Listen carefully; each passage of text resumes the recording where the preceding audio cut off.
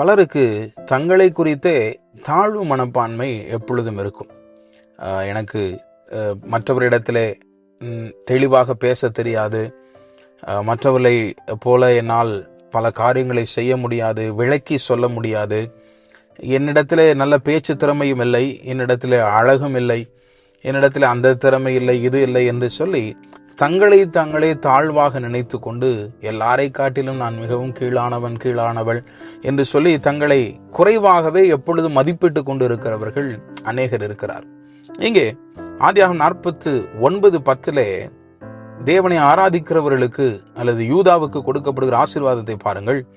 ஜனங்கள் அவரிடத்தில் சேருவார்கள். இவர்தான் ஜனங்களை கவர்ந்தெழுக்கிறவர். யார்? கர்த்தரை ஆராதிக்கிறவர். பிரியமான தேவனுடைய பிள்ளைகளே, உங்களுக்கு எந்த திறமை இருந்தாலும் இல்லாவிட்டாலும் நீங்கள் கர்த்தரை ஆராதிக்கிறவர்களா இருப்பீர்களானால் நீங்கள் தான் ஜனங்களை கவர்ந்தெழுக்கிறவர்கள்.